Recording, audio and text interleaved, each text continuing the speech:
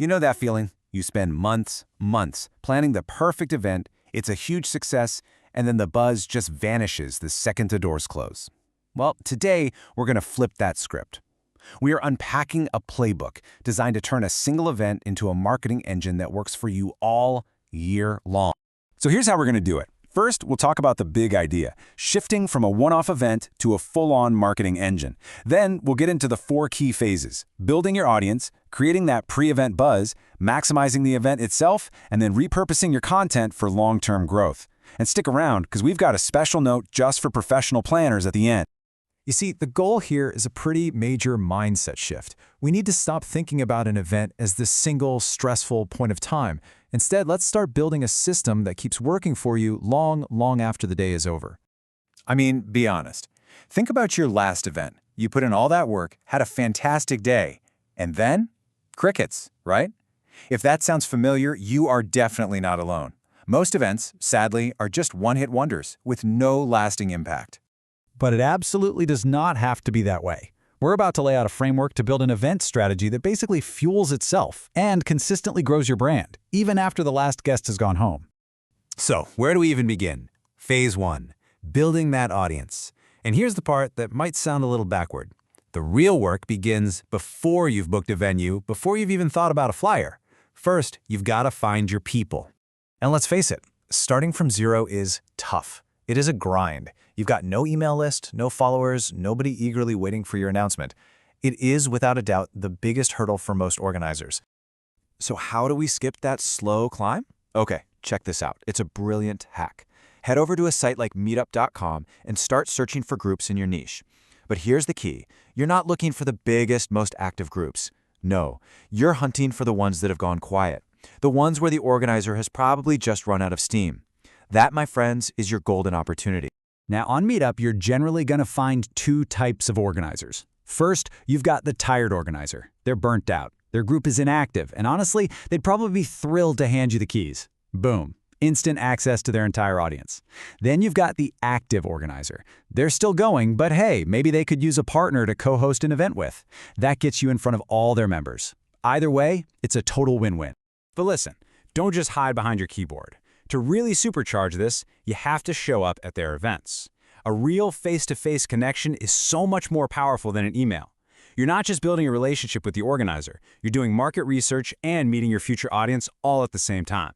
Okay, you've found your audience. Fantastic. Now let's move on to phase 2, creating that pre-event buzz that turns potential interest into actual ticket-holding attendees. This one is a classic for a reason, the tiered discount timeline. A month out, you hit them with a super early bird offer that's just too good to refuse. Why? Because those first few ticket sales are crucial. They create social proof. Nobody wants to go to an empty party, right? Then, as you get closer, the discounts shrink, and you switch to scarcity tactics. That fear of missing out, it's a powerful motivator. This quote just perfectly illustrates the power of good branding. An event called Boring Hike is going to get 0 interest.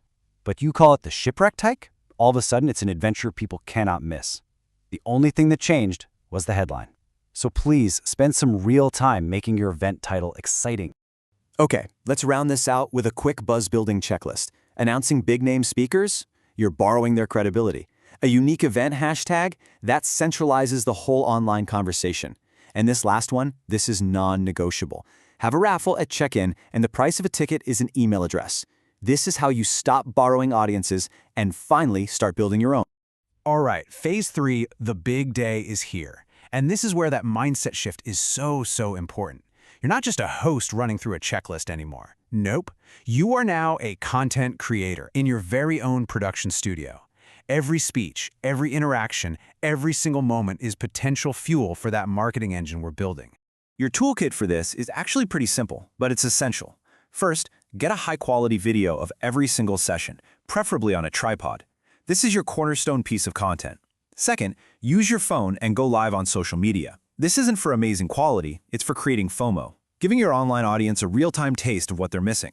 And third, get a clean audio-only recording. You'll see why each of these is so valuable in just a second. Which brings us to phase 4, and this is truly the most powerful part of the whole engine, repurposing your content. This is the afterlife of your event, where a single day's work continues to deliver value for months, maybe even years to come. And this right here, this is where the magic happens. That high-quality video you recorded, that becomes a permanent asset on YouTube, pulling in new viewers for years. That clean audio from the same video, well, that's your next podcast episode. And if you get the talk transcribed, that becomes an SEO-optimized blog post that helps you rank on Google. Just like that, one event has become 3 powerful, distinct pieces of marketing content. And that brings us to this really key term, evergreen content. This is simply content that doesn't expire. A great talk on, say, how to start a business is going to be just as relevant in 2 years as it is today. This is the stuff that will work for you 24/7, attracting a new audience long after you've packed up the chairs. Now, before we wrap up, I want to add a quick but really important note for all the professional planners out there. If your business is getting hired to plan other people's events, weddings, corporate parties, your marketing strategy needs to be a little different.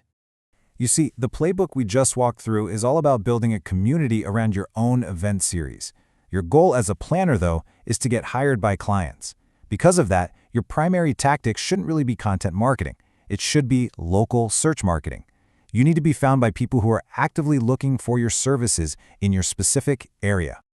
So for you, the checklist is all about local search. You need to totally dominate the search results when someone in your town types "event planner near me." That means claiming your Google business profile, actively asking happy clients to leave you great reviews, and building a website that's laser-focused on local keywords. That's how you get the phone to ring. So let's bring it all home. The biggest takeaway from this entire playbook is this: you have to stop seeing your event as the finish line you're desperately trying to cross. Instead, you need to see it as the starting block. It's the single most powerful source of content, community, and credibility that you have. It is the beginning of your marketing cycle, not the end. So that's the real question to ask yourself as you get ready for your next event. What content am I creating that will still be working for me 6 months from now? Get that right, and you've officially built your engine.